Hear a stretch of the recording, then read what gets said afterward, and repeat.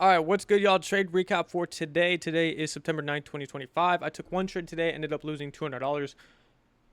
Not stressing about it at all. I'll go over it. I loved the draw on liquidity. It was a continuation model, so on and so forth, but we'll go over it. So coming into this morning, neutral bias coming into this morning, we have a previous day high SMT along with a SMT at Asia lows. If we manipulate higher at market open, I can assume we will be bearish. And if we manipulate lower at market open, I can expect to be bullish. We won't know 100% until the conditions are set and we see if price is respecting or disrespecting our conditions. So essentially what I was getting at in this description I put was, and I told Discord when market open that I wasn't really looking to take like a PDI or anything. I was going to take a continuation model today. It was just that simple because I didn't have a clear draw on liquidity. So as you guys can see, the 4-hour chart, right? We have this unfilled 4-hour right here. We have these 4-hour lows. We have London highs up here, and then we have Asia lows right here, which is this blue line. Moving on over to the 15-minute chart. Obviously, there was this 15-minute fair value gap right here. I don't know why the picture looks like this. You can't even see it, but there was this 15-minute fair value gap right under Asia lows. And then this is what the 1-hour chart looks like, right? This is our previous day high SMT. And yeah, so on and so forth. So let's just jump right into the charts at 9:30. What did we do at 9:30? Well, we didn't do much, right? There's not really much to go over. We ended up just fucking coming down. Where is Asia lows? We ended up taking out Asia lows right here. That was like really the only thing. And then we seen a rejection off Asia lows, right? Because we were also inside of, give me one second. I believe we were also inside this 15-minute for value gap. Where is it? Right here. Yeah, so we came down, took out Asia lows, and we tapped into this 15-minute for value gap. Now, I would have been opposed to taking longs in this situation up and towards like these like relatively equal highs up here, this low resistance liquidity, so on and so forth, these market open highs. I would have liked to take longs towards there, right? We have this high right here, this high right here, and then a whole bunch of other shit to the left. So we had London highs, so we had clear draws above, but we couldn't find an entry, right? There's no 1 minute that happened.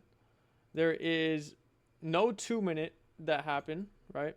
No 3 minute clearly, and then the 4 and 5 minutes, yeah, it's just gonna look like a fucking barcode, right? So there was that. And this, right? There wasn't even a 5 minute that we inversed. So I was like, okay, if we are continuing this bullish trend, what would I like to see? I'd like to see London highs get taken out, and then we can look for what I say, a continuation model, right? So we continue higher and higher. I thought this candle was going to make a fair value gap, and then we ended up kind of like just chopping around, and we came and shit the bed even more. And when we shit the bed, what do we have below us? Well, we have this 4-hour fair value gap as a draw on liquidity, right? We also had these 4-hour lows, but what did we see through them, right? We didn't see a rejection off of these 4-hour lows. What did we get? We got a retracement back into a 5-minute fair value gap. Now, if we truly were bullish after taking out these 4-hour lows, we would have inversed this 5-minute gap, and then we would have created a 5-minute bullish gap, tap in there, and then continue higher, right? But we ended up hitting those 4-hour lows, creating a 5-minute fair value gap. So I was like, okay, we just created equal lows, or relatively equal lows, I guess you could say, with this 4-hour fair value gap, right? We edged it. We just swept out this 4-hour liquidity, so that is no longer relevant. Asian low has been swept out, so I can just get rid of all this so it's not confusing for you guys. There's too many lines on the screen. So I was like, okay, cool. This is perfect, right? We didn't take out the 4-hour fair value gap, and at this point in time I was leaning more bearish. Why? Because we had this SMT right here, right? As you guys can see, these 930 highs did not get swept out on NASDAQ, and these about 930 935 highs did get swept out on ES. So we had an SMT right here, we had a clear bearish structure, we opened up a 5-minute fair value gap. There did not end up being a 15-minute gap, right? So our 5-minute fair value gap opens up right here, and let's see what price does.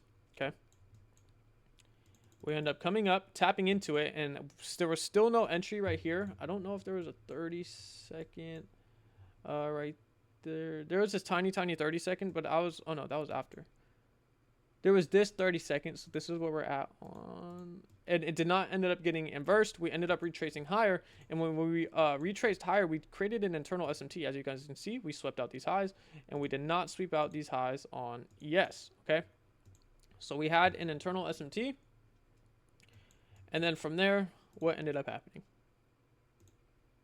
Okay, we take out those highs, and then we get good displacement through what? Well, there was a 30-second for value gap right here. Now, and I told myself, I've been telling myself, I'm done taking 30 seconds. But look at the way this 30-second got fucked on, right? Not only did we invert this 30-second, but we inverse this one as well. And again, there was no 1 minute, 2 minute, 3 minute, 4 minute, or 5 minute. So this was the highest time frame inversion, okay? This leg or this candle is indicating, okay, we're disrespecting bullish PD rays. We have a clear draw on liquidity lower, right? We have this low, and we have this unfilled 4-hour for value gap, okay? So in my head, I'm thinking, cool. It didn't take 30 fucking candles to invert this gap or this gap. We got one Drake candle that just inverted both of them, right? Okay. This 1 30-second candle alone was 20 points. So I was like, cool. We have good volume now. We just tapped into this 5-minute continuation, which is right here, right? And we have a clear draw on liquidity below us. Now, I went ahead and I set a limit order at the inversion right here. So limit order at 23.75. It was like 754.75. Yeah, so right here, 23.754.75. This was my entry on here as well. Well, what ended up happening, here's a 30-second. We ended up getting tapped in with the 1051 candle.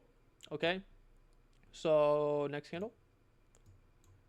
We ended up getting tapped in with this candle. My stops are at the SMT highs, and my take profit is down here. Now, the reason I entered this trade was for, hold on. Jesus Christ, what is going on with me? A few separate reasons, right? We tapped into the 5-minute, but not only did we tap into the 5-minute, we also created an internal SMT. So I wouldn't have taken this 30-second if we didn't get this internal SMT. That is really what sold it for me. And then on top of that, I loved the draw on liquidity, right? We have a high time frame unfilled gap right here. And we also had relatively equal lows with it that are fucking, what, 1 point off maybe? 1.5 points off of it. So I was like, cool, this is a good draw on liquidity. Got a 30-second inversion with good speed through it. It would have been a lot better if we had a like 1 minute or 2 minute. But I mean, what can you ask for, right? And then as you guys can see, I got kind of like chopped around with this 1051 candle, and then I got stopped out immediately. I was in this trade for like 50 seconds, and I literally laughed because it was like whatever. I also liked the RR on this trade, right? It was a 1 to 3. My stop loss was super tight. It was only 9.75 point stop loss. I lost fucking pennies to the dollars today. I think I lost $200 on each account. So not a bad losing day at all. It could have been a better day. I could have did a few things different, right? So you got to hold ourselves accountable. I could have just stuck to my rules and just not have taken a 30-second. And I could have just been more patient, right? Because what was above us? Well, we had equilibrium.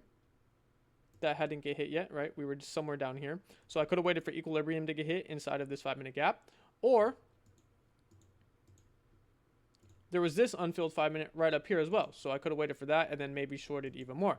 However, it is what it is, right? Can't be perfect. And then let's see what price is doing right now. I don't even know if price ended up doing anything I wanted it to.